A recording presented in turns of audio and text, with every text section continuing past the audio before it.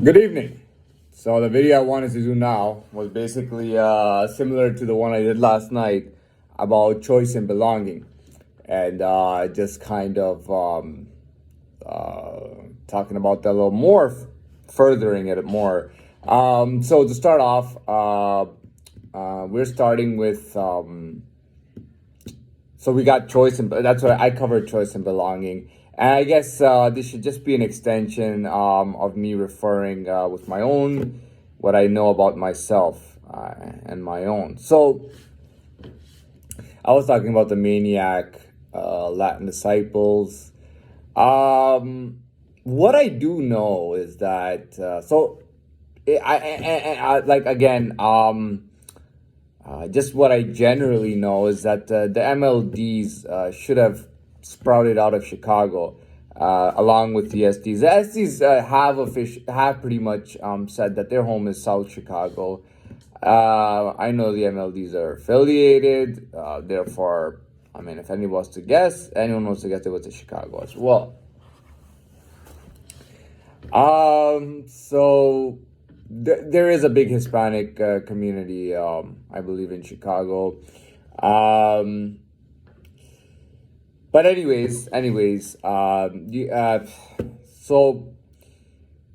here's the thing: if you are Latin in the United States, you do have other options to go with. Meaning, it's not like if you're Latin, you go with with the MLDs or SDs necessarily, or the first. There is other organizations that may fit somebody who's living in that world. Choice and belonging. Back to that. So, I mean, how am I gonna go about this? Maybe I can talk a little bit about Romania. Oh, yeah, why not? Why not talk a little bit about Romania? So Romania is is the homeland of the folklore of this this myth and this legend of the vampire. You know that there's been thousands of vampire movies made. When just within America and in English. There's been thousands of vampire movies made. Some of them are quite popular. Interview with the Vampire was with Brad Pitt, Tom Cruise, and Antonio Banderas. All three guys in the same movie, 1994, which is a big deal. That was probably kind of a like it had a very historic element to it, as the vampires were quite a little bit older. Though obviously immortal and still young in their flesh and then in their appearance. You got movies like Blade, where Blade is a daywalker, and then the other ones are night, whatever. There's just a lot of, Twilight did really well. I have never watched a second of Twilight, not a commercial, not nothing. I know zilch about Twilight. I don't know anything about Twilight or the Vampire Diaries or whatever it is. I've only actually watched some of Blade 1, and that's it. But I did watch Interview with the Vampire when I was a child, and I liked it. Moving forward. So Romania is supposed to be this homeland of this mythical, mythical thing that people talk about. This vampire, he's immortal.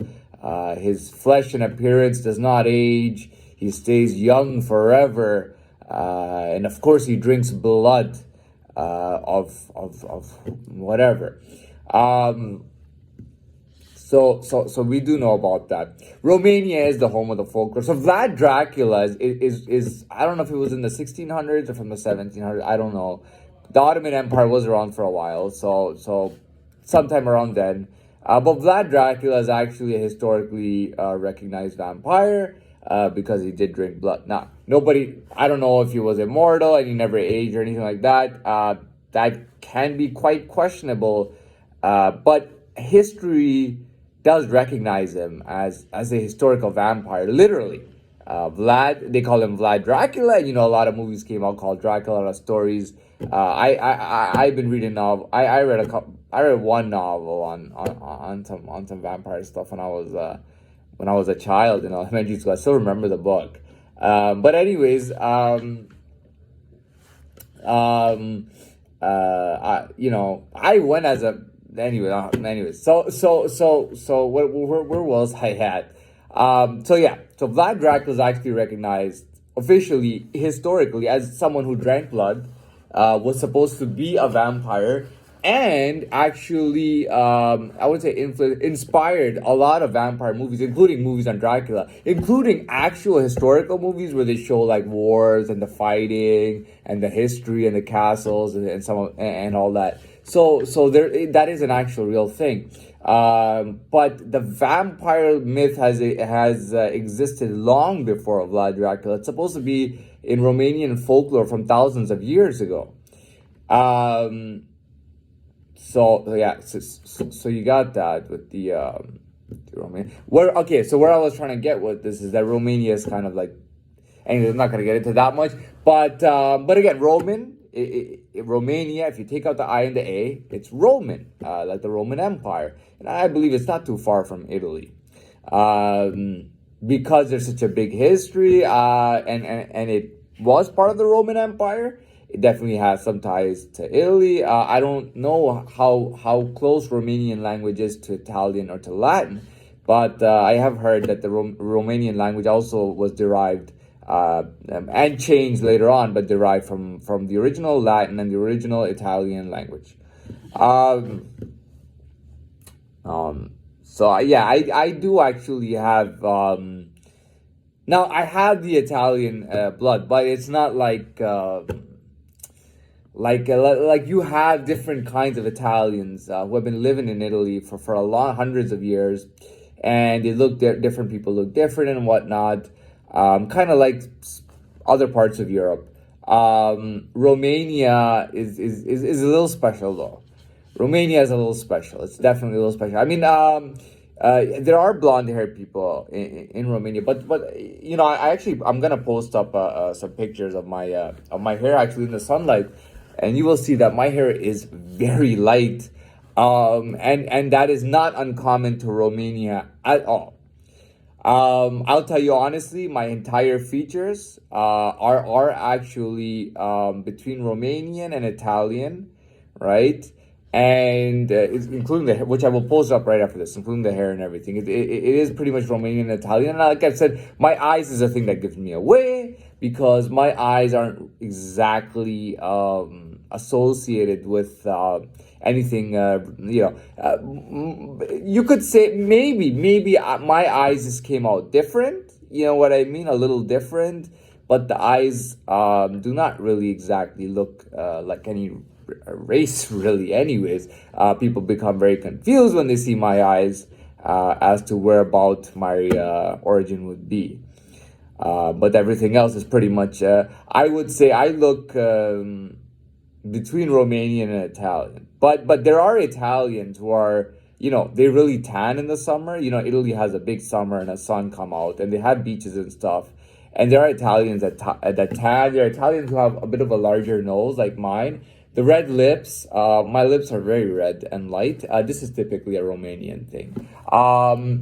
The Italians may at times have more facial hair on their face, though they are known to go full shaven, kind of like the British do. But British, it's more the British officers do that. But Italians are known to go shaven. My facial hair is kind of Romanian. It is kind of related to a Romanian facial hair. The nose is definitely Italian. The lips are Romanian. My skin goes like pale white, like complete, and it's nothing to do with albinism.